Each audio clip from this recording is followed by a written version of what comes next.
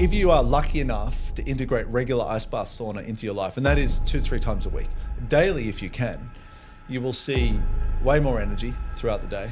You'll see better clarity and thought process throughout the day. And like just being in busy cities, I think it's important to have regular sauna because it helps you to get all the toxins out of the body.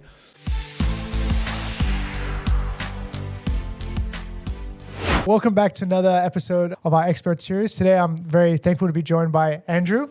Andrew is the founder and CEO of the Ice House Club. Ice Bath Club, not Ice House Club, which was founded in Singapore. And then you've opened in Hong Kong and you're coming to Bangkok in June. Late June. And where in Bangkok are you going to be? We're opening at the JLK Tower. Okay. Late June, yeah. So I want to talk about the Ice Bath Club, but I do want to also understand a little bit about yourself. I do know you're an entrepreneur. You spend a lot of time in China. So maybe you could rewind it a little bit and introduce us to yourself. Yeah, sure. Thanks, Charlie. Great to see you as well. I am a 19, 20-year Asia expat.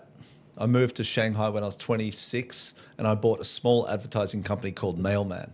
And this was before the advent of digital and social really blew up in China. And I just had an aspiration of moving to China and building a company. I was pretty tenacious as a young entrepreneur, very ambitious, and I was a little bored in Australia at the time. Set out on that adventure, and then I essentially transformed this postcard advertising company, which is what we were, into the world's leading sports digital consultancy and agency over the course of 15 years. Postcard, you mean literally a postcard mail drop? The company I bought was selling advertising on postcards, and we had distribution in 5,000 restaurants and bars in China. So we would sell advertising, and then we'd put it on the cards, and then we distribute on the racks in restaurants and bars as collectibles. Okay, and then how did that transition? Digital blew up in China in a good way, and brands and media organizations, they just weren't buying postcard media, obviously. It had its best day. But I knew that when I bought the company, but I was confident that the brand itself of the agency was fun, it was innovative, it was entrepreneurial, which was called Mailman. And I believed that we could just pivot into something that was more relevant at the time. So we started doing digital as we were one of the first social media agencies in China. Yeah. When you say digital, so we can understand, what does that mean? Is it because it was Facebook or there's no Facebook in China? No, it's only Chinese social media platforms. And back then it was like Renren. You won't even know these platforms. You're a young buck. There was Renren, Kaixing, and then Weibo opened in, I think it was February 2009. So like the Facebook, Instagram equivalents back just to had its early own 2000. Had its own ecosystem. And then after a couple of years of doing broadly social media and digital strategy for brands, we decided to make a play into sports and entertainment. Okay. So I first did entertainment business. In fact, launched Taylor Swift's social media in China. I launched Rihanna's, Justin Timberlake's, bunch of other talent. So you managed their social media accounts? Yes. I was signing contracts with the talent agencies in Hollywood and launching their profiles to help build their brand and presence in China. Yeah. And then through that process, I was lucky enough to get bought out, and we sold a part of the business, which was doing the entertainment marketing, to an investment group. And then at that point, I decided to commit into sports, and I had an awesome team with me. And we all just jumped into sports. So repositioned the company as a sports digital agency in China. That was our positioning. And and away we went. So a sports digital agency, what does that... So we would sign a contract with a club like Liverpool Football Club, and we would run their social media in China. We'd run their website. We'd run their e-commerce.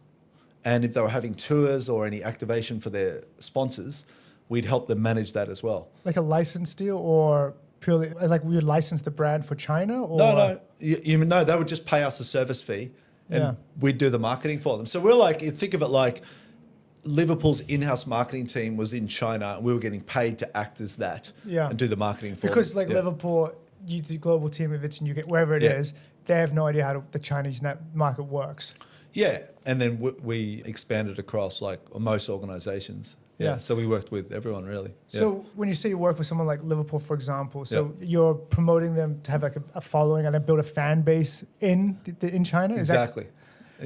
Yeah, so between 2010 to 2016, we were all China. And over that time, we had accumulated roughly 40 international sports brands as clients. That could be the Lakers, Patriots, FIFA, NBA, NFL, UFC, bunch of other athletes. And then we started to go international because I was pretty ambitious. Yeah. And they wanted to, obviously, a lot of these brands, sports teams, say for the Lakers, for example, they know China's a huge market. Yeah. And so they want to basically figure out a way, how can we get a fan base and build, because they want to make money. Once you have a fan base, you sell more jerseys, you sell more merchandise, you sell TV rights. Sponsors. TV rights is always managed by the league at a league level, but the teams want to commercialize off the back of their brand and popularity in those markets. So by having a well-managed brand in a local market like China, where it's so big, they're able to sell more sponsors, even in the US, who want to activate through the Lakers channel in China. Because those foreign brands, say for example Nike, they want to promote Nike in China. Yeah. So they can use the Lakers to do that. They do, yeah. Yeah, exactly. Because they know the eyes are going to be focused on, like, I think for example, like for LeBron James, for example, he wears Nike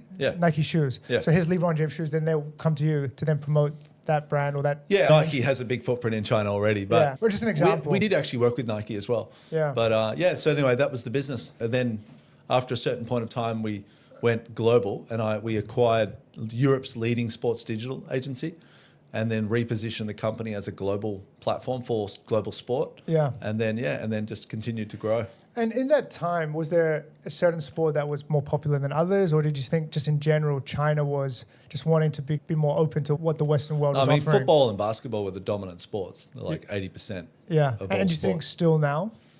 Yes. Tennis is growing big time. But I'm not really in touch with that anymore. That's my past chapter. Yeah. And then you left China how long ago? 2019, December. And then where did you go from there? Went to Singapore. And why Singapore? Beautiful place. Great for families. I got 3 young kids. Yeah. I just felt my China chapter was done. I was there for nearly 14 years. Was that before COVID? Yeah, just before. Months. Couple of months. So you're pretty lucky, because I actually spoke to someone recently, and they were saying that China, the lockdown was completely different from everywhere else in the world. Yeah. And if you had kids then as well, it'd be really tougher. tough. Yeah. Yeah. And then so you moved to Singapore, and then and then I was going through a sale process with Endeavour, who ultimately bought the company. And so just worked out that way. I was still going to be part of the company for at least a period after the sale. So we decided Singapore would be a base. We had an office in Singapore. Yeah. And so you're familiar with Singapore already? Yeah. And so I've been there ever since. Been there for 6 years. Okay. And then from Singapore, you were there for 6 years, but the Ice Bath Club is not 6 years old, right? No, we're 2 years old. Yeah. And so how did you go from sports marketing? I guess what you're in now, it's somewhat sports related. It's little bit, but it's more about branding, strategy, positioning, getting involved in things that you love. I've always been someone who just does stuff I love doing. I never followed a script. And then, after selling the business, I had about 18 months off where I was just exploring what to do next. And I was clear I wanted to build another business. And I was clear I wanted to bring co-founders in and build a business that I would enjoy, and then go through another 10-year journey. Yeah. And then I was looking at the wellness space. I thought the existing sauna, ice bath businesses were highly inefficient, not social. Often it was really private, and it was expensive. And you had to book. It was had all this friction. So I came up with an idea called the Ice Bath Club, where it was made for daily recovery. So we thought, if we made the space really convenient and flexible at a fair price, would people make it part of their life? That's the sort of business bet that we were doing. And then, I built a great team that joined me on this journey in ops, branding, technology, and then away we went. And then we launched our first club in Singapore in 2024. Okay, just so for people that don't understand, actually, what is it? When people go, what do they expect? So think of it like a social club wrapped around recovery. That's essentially what we are. So it's a social space. Physical recovery, right? Yeah, physical recovery. Yeah. So we have large ice baths, all shared. They're not individual ice baths. So then, and they're not, are they segregated or they're co-ed? No, it's all co-ed. We have big social sauna, and we have big hot baths. And then in between that, we have a chill area. We have electrolytes, drinks, hydration, and the space is designed in a way where you can just come and go whenever you like.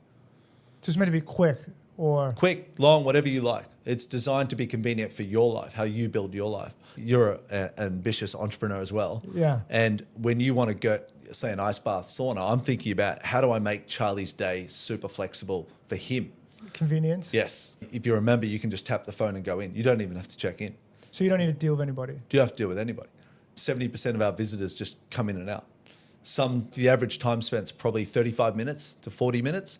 Some spend an hour or two, others spend 20 minutes. And do you need to bring your own? No, we provide everything. It's like a Pure. Yeah. Like the Pure model. So I spent 7 years at Pure. Oh, yeah. So Cool. at Pure, one of the unique concepts of that was convenience as well. They provide the and shorts you have your socks, Yeah. shoes. Sorry, not shoes. Socks, shorts, top. And you really just need to bring your shoe bag. Yeah, in Hong Kong and probably Singapore, you just see people carrying that shoe bag around. Yes, and exactly. that was about making it accessible and Yeah. convenient for the everyday busy person. Yeah. Yeah, that's basically it. What we've built is a very ambitious community of people. That's what we've ultimately built, who have made the Ice Bath Club their place to build recovery into their routines, which enables them to live a better life, whether that's being better at home, sleeping better, better at work, better at building my company, better with my kids, whatever it may be. But the business itself is just helping people feel great so they do better at whatever it is you do outside the club. And you say it makes people feel better. What are the benefits? What's the benefit of a sauna? Yeah, I know you do ice bath, right? You were doing it back at your apartment. I mean, I think if you are lucky enough to integrate regular ice bath sauna into your life, and that is 2-3 times a week, daily if you can, you will see way more energy throughout the day. You'll see better clarity and thought process throughout the day. You'll feel more energized, particularly in the mornings, because the dopamine, which drives that feeling once you have an ice bath, is activated for a few hours. That's what I've heard, that doing it in the morning is the best time of day to have an ice bath. Yeah, if you go to a gym, you can go at the end of the day, but you don't really get the benefit of feeling good all day, do you? Yeah. Yeah, so that's why... You're kind of tired to go, you're forcing yourself to go. If you go to the gym in the morning, you're feeling good all day. I went at 6:30 Did you? morning. Yeah. It's great, right? Yeah. You're getting the benefit now. So, and then the sauna is really good for endorphins as well. And like just being in busy cities, I think it's important to have regular sauna because it helps you to get all the toxins out of the body. And there's so much stuff in the air and what you're consuming. Yeah. And so why do they, and not just you, but you've seen other businesses, so why do they combine the ice bath and the sauna? What is the benefit of doing both at the same time? Well, it's contrast therapy that gives, it's like shock to the system that activates a lot more cells in the body that may be dormant, but it greatly improves blood circulation. You know when you go for a hot bath to a cold bath, yes, you feel this tingling feeling? Yeah. That's because the blood's expanding and contracting as you're going in that. But those feelings activate the body in ways that are not generally activated. There's a lot of your body just existing. You're not requiring it. But it's like a shock to the system. Yeah, in a way, it is. Yeah. And is there a specific method or a recommended way? So for example, I just walk in today. Yeah. What would you say? Hey, you should go to the sauna for 20 minutes. First off, I'd be like, how long have you got? Yeah. Yeah. But let's say you had a full hour and you were only going to come once a week. I'd be like, okay, cool. Maybe get 3 rounds in then. Do 15 sauna, 3-minute ice. Another 15 sauna, 3 minutes ice. So that's like a recommended hour would be 15 sauna, 3 ice. Yeah, generally speaking. Yeah. If you can come every day, you'd only actually just do that. 15 sauna, 3-minute ice. Come out, grab a coffee. So it could be like it's like a 25-minute exercise. Absolutely. Yeah. That's what I do every day. Yeah. Yeah. So you could basically, for the busy person, they could be in there on the way to work, go have an ice bath, have a sauna. Yes. Be in and out 30 minutes? Yeah. Yeah. We've got one member in Singapore named Grace. She's awesome. She does an ice bath every day. That's it. Yeah. She's a lawyer. And so some people might just go and do an ice bath and no sauna. Many. So it's preferential depending on what people choose your own adventure. Okay. Yeah. And then why? And our model is one membership access all clubs. So what we've seen in Singapore is we have 4 clubs in Singapore. The 4th opens in a month. But we get roughly 15% of Singapore members are visiting the Hong Kong clubs. Yeah, Hong Kong, Singapore. And vice versa. Yeah, they're like cousins, those cities. And Bangkok's a bit of a cousin as well to those cities. So our vision is to build a platform of these wellness clubs that people have easy access. So always central locations to begin with. Yeah. So I know it's a different model, but it seems like an Anytime Fitness. One of their selling points was you join one club, I think you get access. Yeah. Is that correct? I think you get access to every club.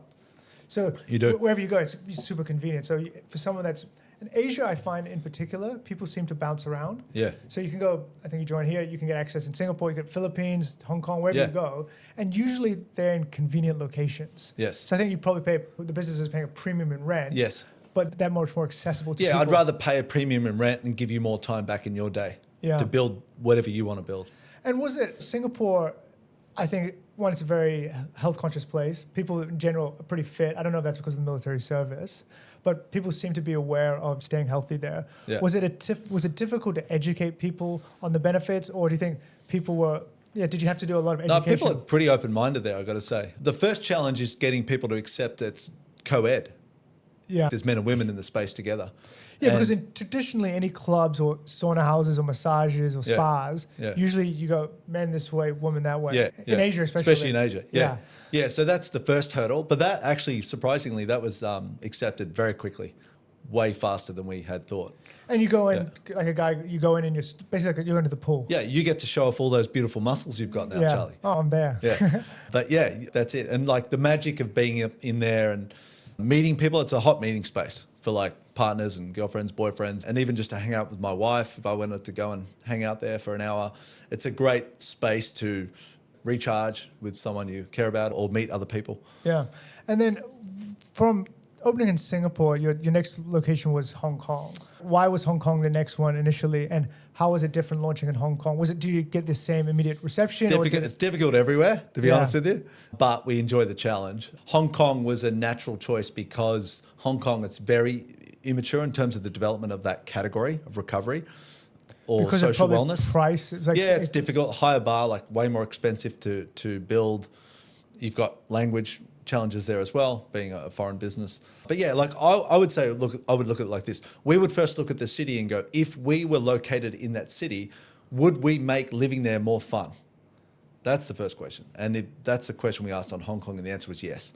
And that's been pretty well embraced in Hong Kong, you have 2 locations? We got one up now, and there's the second one opens in August in Central.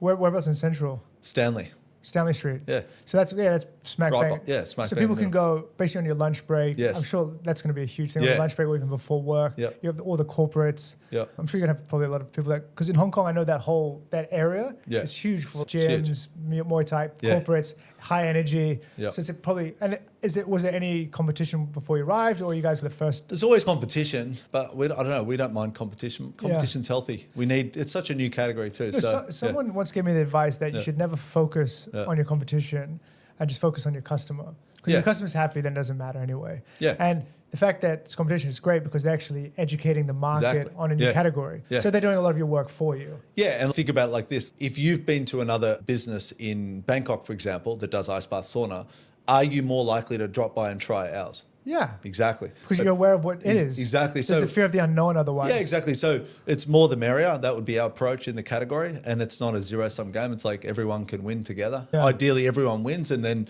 within a few years, everyone is making recovery part of their life. Yeah. Yeah. And why do you think recovery is so important now? A few reasons. It's stressful now. I think we're all on tech all the time. You need a bit of space. Yeah, because that's a good question actually. Can you bring your phone in? You can, but you just can't have it in the sauna or the baths. But Yeah. you can have it in the chill area. Yeah, because I know is it onsens? Onsens, you have to leave the phone outside, Yeah, I think sometimes, right? yeah. And I think too, like people need more meeting spaces because too many people are meeting each other on apps. Yeah. And we hear this a lot. They love coming to the Oh, club it's to like see meet like a people. bit of a dating scene Oh, as well. for sure. Yeah. Yeah. But a positive dating scene. Yeah. Yeah. What else? I think in busy cities too, it's like it can be a bit tough living Overwhelming? in small apartments as well, and you need a third space to hang out. That's a big mega trend going on in the world right now. And then people are drinking less as well. So they're still spending money, but they're looking for more healthy ways to spend their time and money. So I think wellness as a category is like a really nice timing for the world right now. Yeah, no, I mean, I love anything in the wellness space.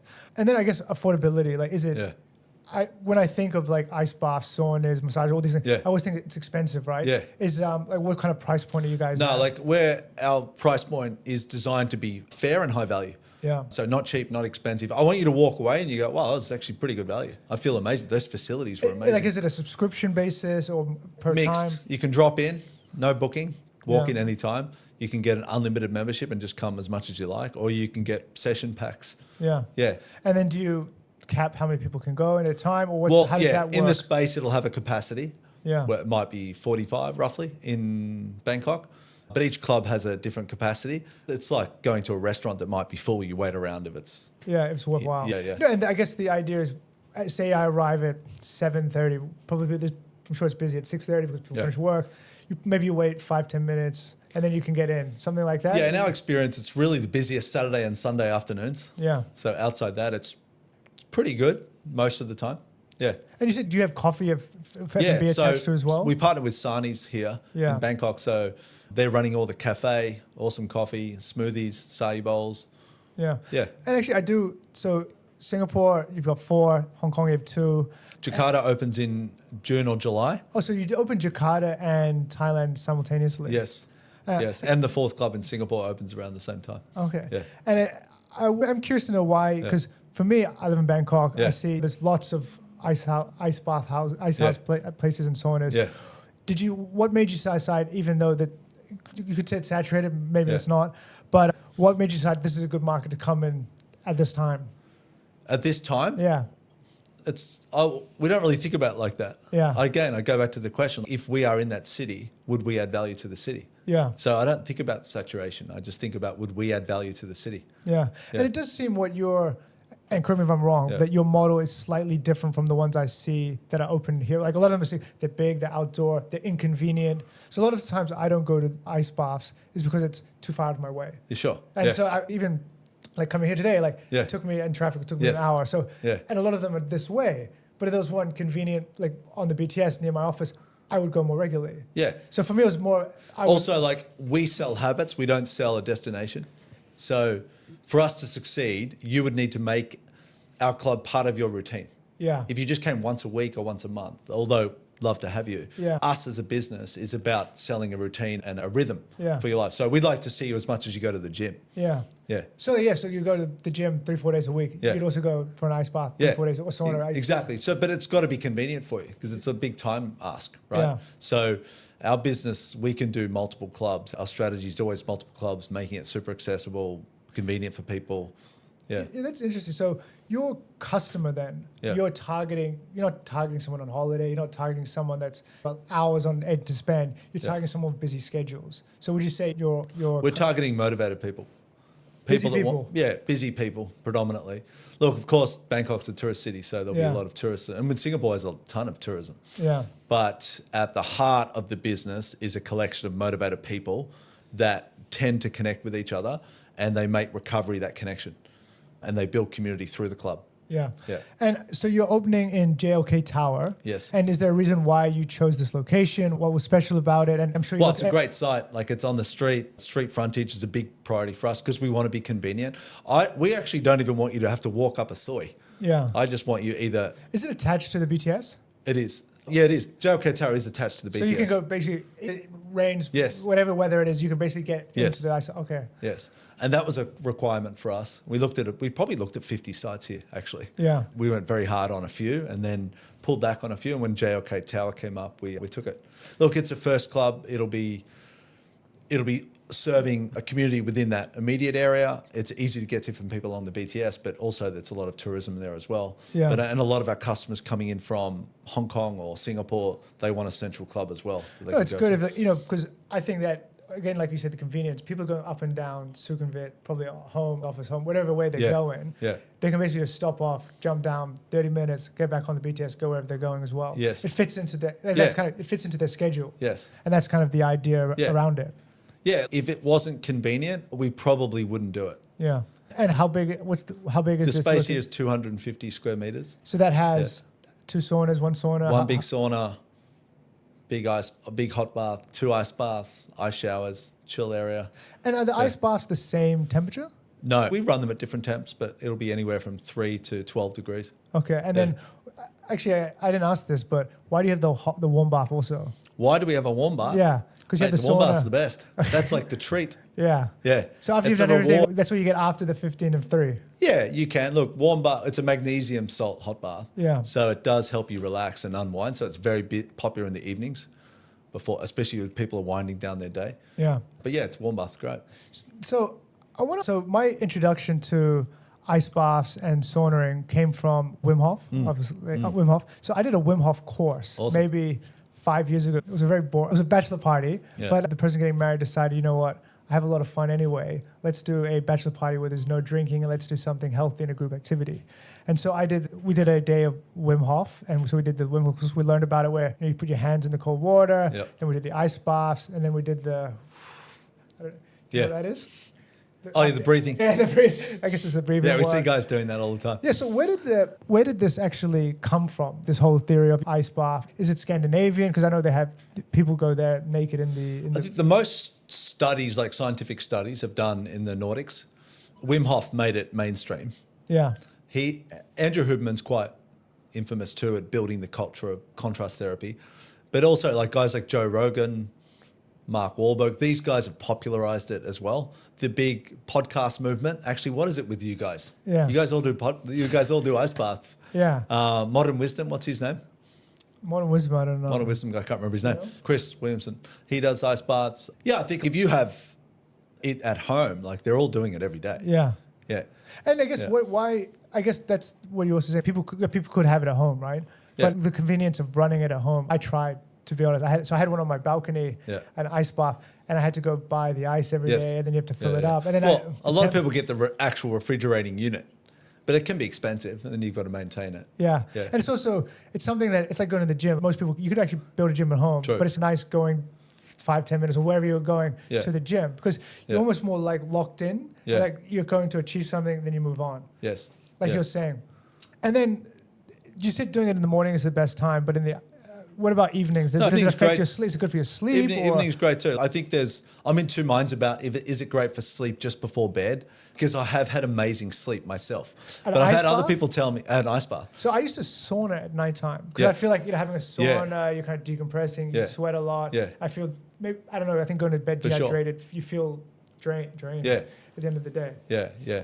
So I've seen both work, but most people tend to do hot bath or sauna in the evenings to finish on. Yeah.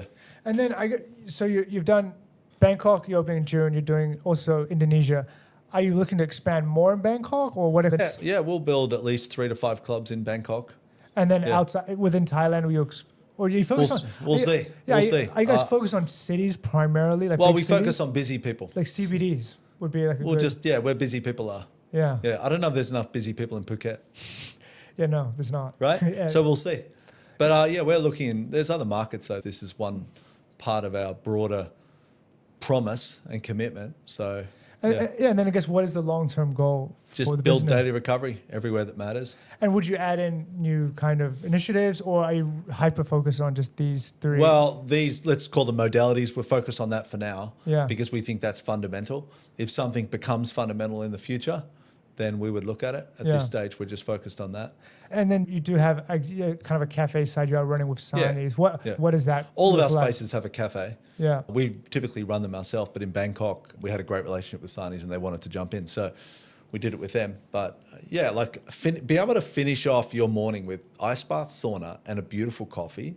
It's house money for the rest of the day. Yeah. That's where you want to go. What time do you guys open? Here it'll be... Now I'm thinking about it because I'm thinking... probably 7 o'clock we'll open here.